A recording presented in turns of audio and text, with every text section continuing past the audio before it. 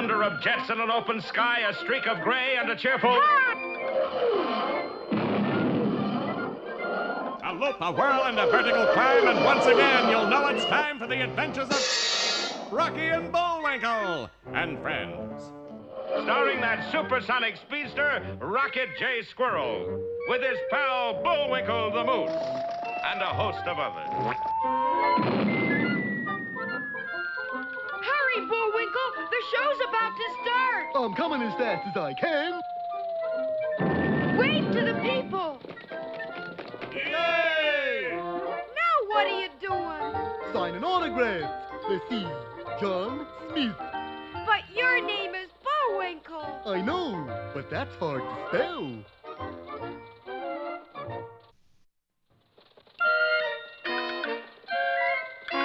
We're gonna have a lot of fun. Come on and join us. Sure, there's always room for one more.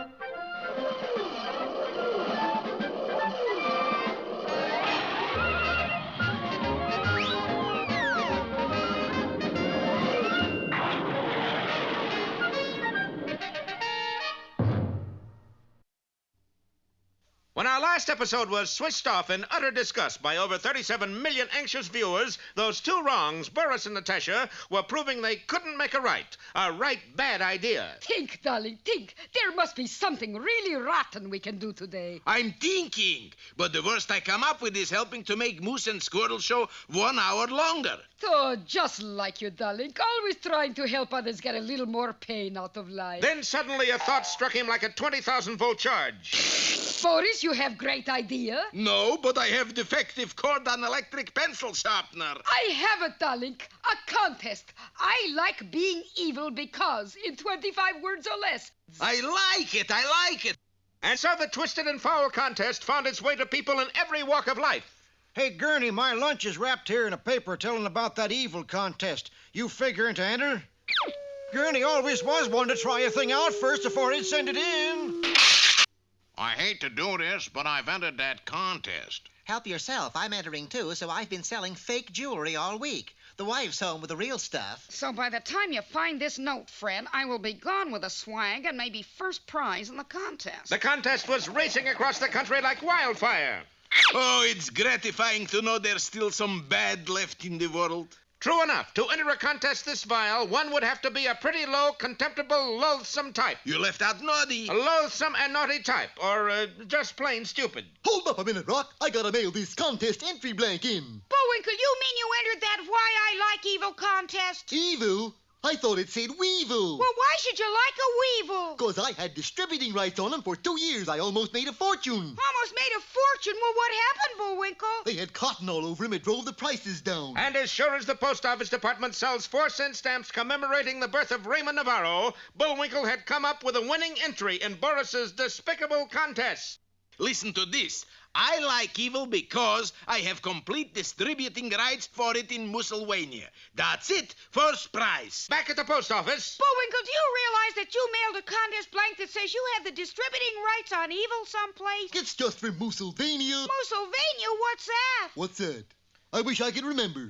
If only Bullwinkle could remember. Moosylvania was and is a small land adjacent to the United States, populated by absolutely no one. 0 people, 0 production, 0 space development, 0 everything. But on the other hand, no taxes, no laws, no traffic, no extradition treaties, and no late shows that feature Johnny Downs and Richard Dix as 2 men lost over a Pacific island. I have it! You have what, Bullwinkle? I have Moosylvania. I just remembered. It's been handed down in my family. I'm governor, superintendent, owner, and cleanup janitor. But at that very second that Bullwinkle was delivering those staggeringly funny lines, the contest first prize was speeding its way toward him. What did you send, Boris Sweetovich? A complete set of the Encyclopedia bad enough. And when you open volume 7, Mastodon through Muskox. Which includes Moosylvania. And also 237 kilotons of TNT. Package for Bullwinkle J. Moose. Oh, goody. I'll bet it's those Billy Sol seed kits I ordered from the Department of Agriculture. Oh, what can happen in our next nerve-pulsating episode? Blast off Spedia with Encyclopedia or Off to Heaven with Volume 7?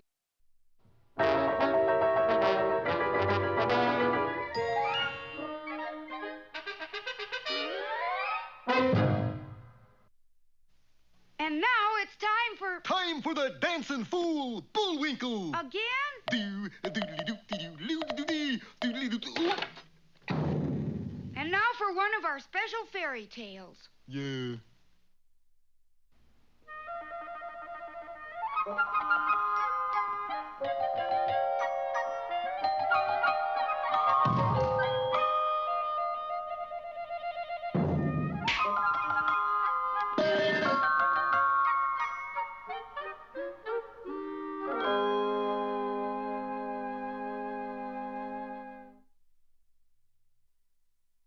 Once there lived a young man who, more than anything else, wanted to become a traveling minstrel. Yeah, like I want to wander through the kingdom giving concerts on my flat. You mean your flute. This is a flat.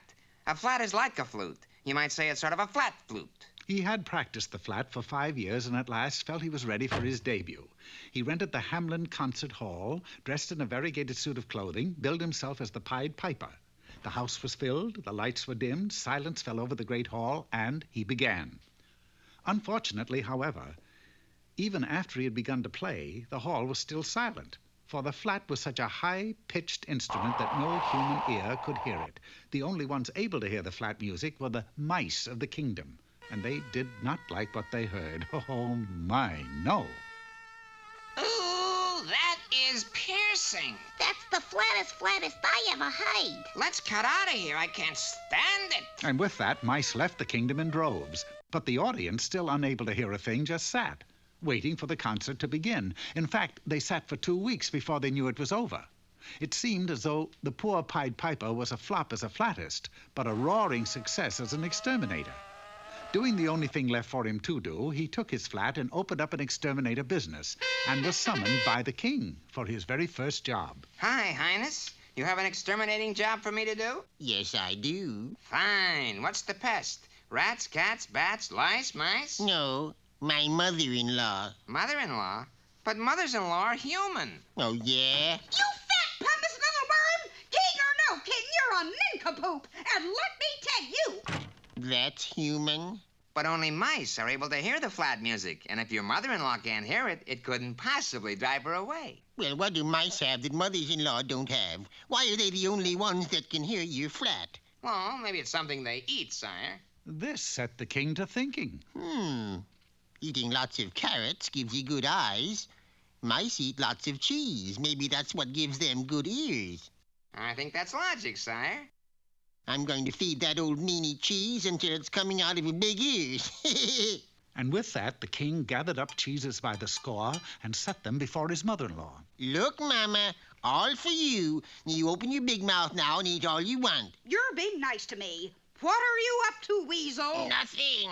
They're poisoned, aren't they? Oh, come now, Mama. Would I try to poison my own mother-in-law? Yes. You're right. What? I said they're all right. Watch, I'll eat some. The mother-in-law watched the king closely, and when he didn't drop dead, decided it was safe and tried some cheese herself. Say, this is good. Oh, the plan was working, but in order to keep her eating, the king had to eat cheese too.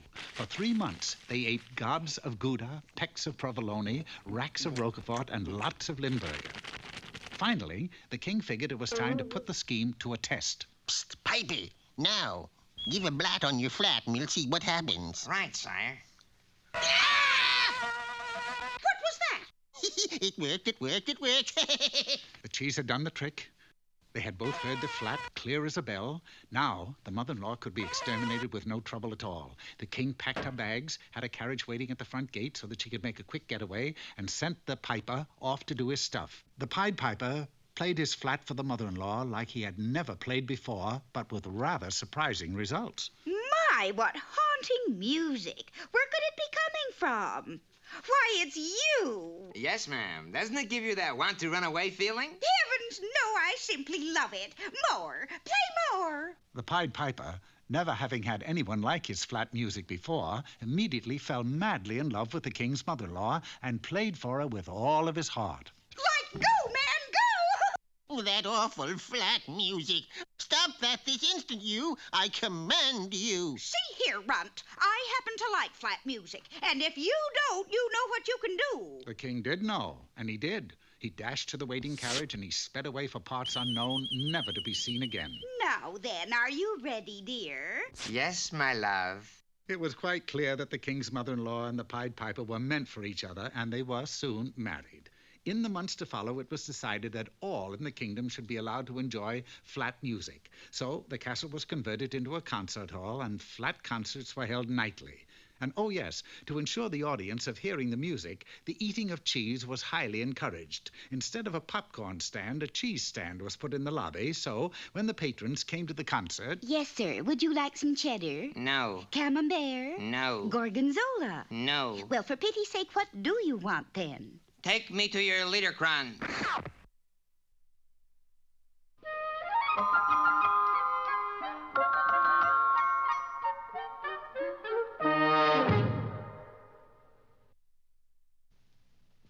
Eeny, meeny, chilly, beany. The spirits are about to speak. Are they friendly spirits? Friendly? Just listen.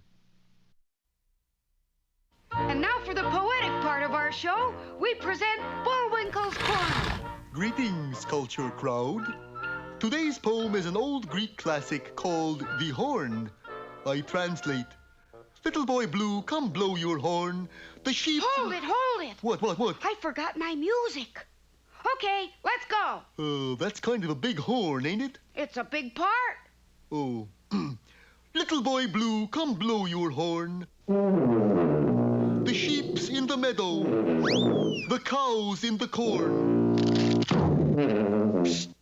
Boy, that's hard work. Oh, where is the boy who looks after the sheep? Don't ask me. I'm a musician myself. He's under a haystack fast asleep is where, doggone it. Why'd you call this poem The Horn anyway? 'Cause obviously that's what the little boy blew.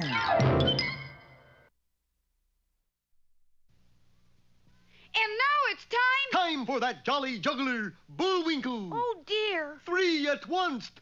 1, 2... And now here's a feature you're sure to like. 3.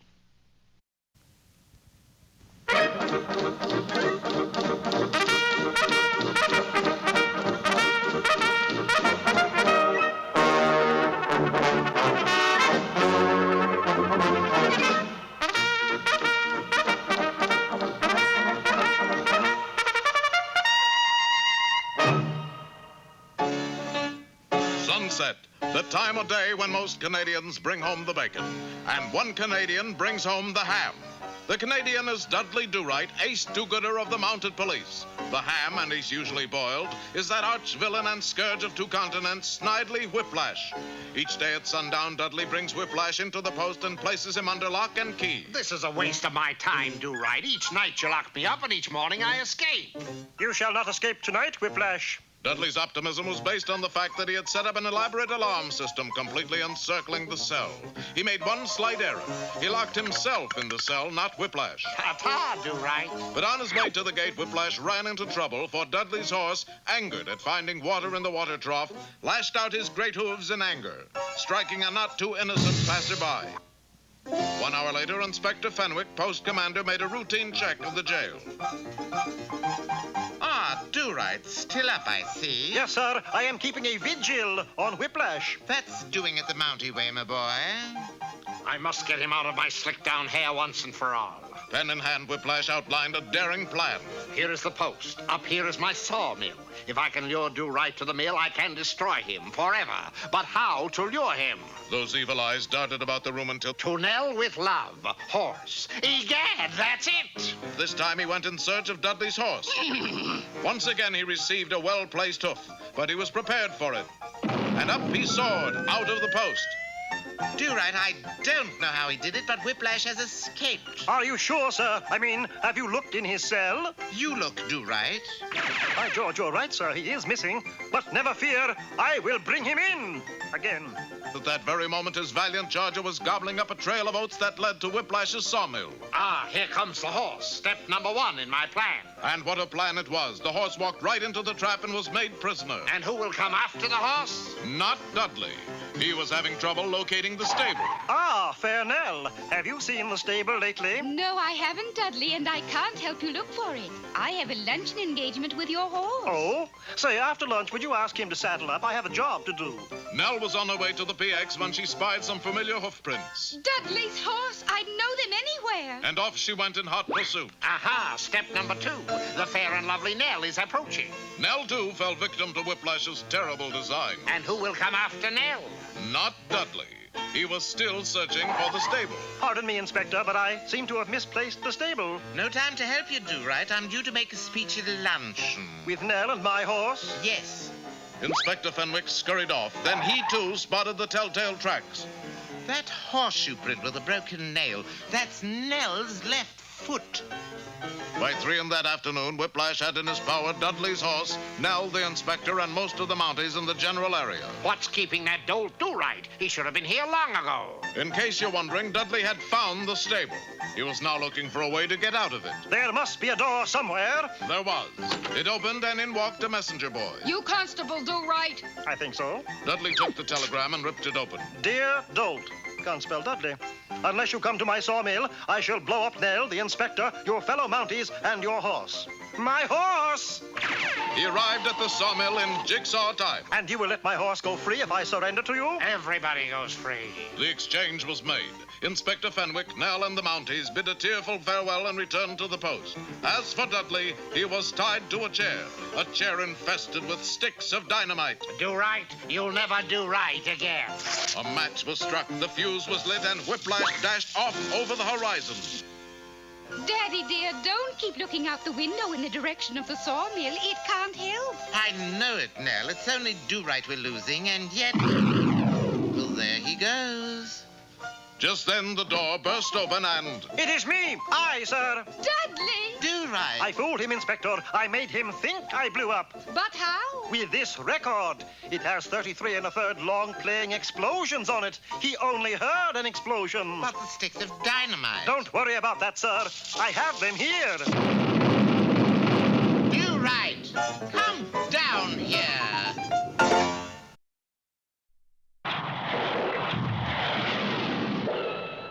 Private Bullwinkle, sir, with a message. Just in time. Is it important? Is it? Just look.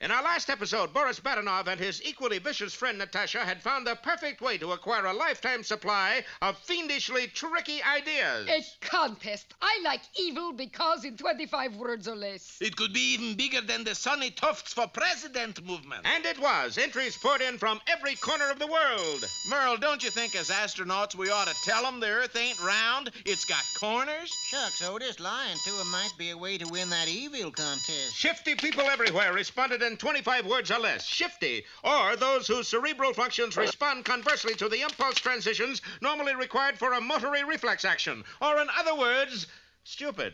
Well, I've mailed my contest blank. Bullwinkle, you've entered the evil contest. Oh, I thought it was Weevil. And you guessed it, Bullwinkle has been judged first prize winner. And the first prize was a complete set of the Encyclopedia Badenov, designed to eradicate Bullwinkle and Rocky. When they turn to Volume 7, Mastodon through Muskox? Moosylvania will be a boomtown. Mastodon, Macedonia, mulching, it's here someplace. Now, darling, he has turned to Moosylvania. Monocle, mother. Here it is, Rock. Moosylvania.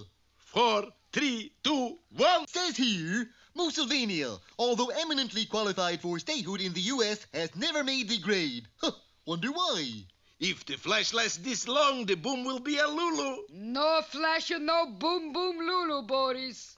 And Bullwinkle read on about the tragically narrow misses Moosylvania had had in its fight for statehood. Then it is agreed, gentlemen, that the 13 original colonies shall join with Moosylvania and become the 14 United States of America. Hey, hold it! When you bring a job to the Betsy Ross Flag Manufacturing Company, there ain't no alterations included. Now, if you want 14 stars instead of 13, that comes extra. Yes, Moosylvania was the first victim of government's fight against deficit spending. Over and over again, Moosylvania had narrowly missed statehood, and as Bullwinkle read on, tears formed in his sympathetic eyes. Golly, Bullwinkle, why are you crying?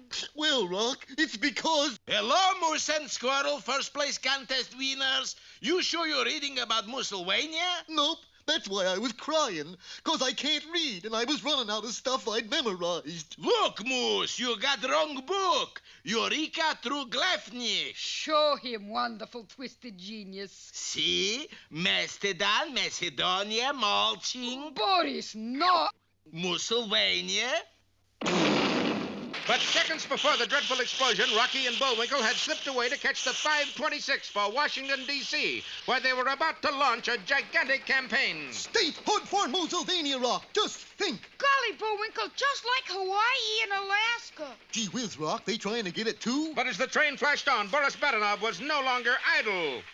Boris, the Moose and Squirrel, they left on train for Washington. Is all part of prearranged master plan. How despicably clever of you, darling. You mean train is... Exactly. Headed for fake Washington, D.C. Is really Butte, Montana, completely disguised to look like capital of U.S. What unspeakably twisted scheme does Boris have in mind? We'll find out in our next episode called Resign Your Fate to a 52nd State or Moosylvania Mania.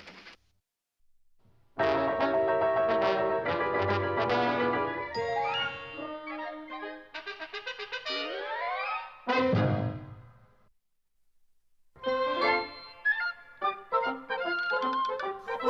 it looks as if our time has just about run out. Mine must be a little slow.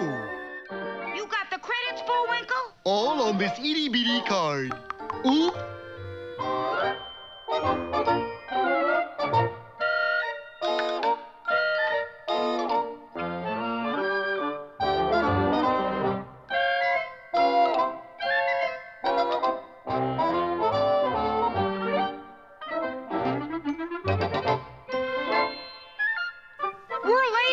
Bullwinkle. Right. Bye now. See you next time.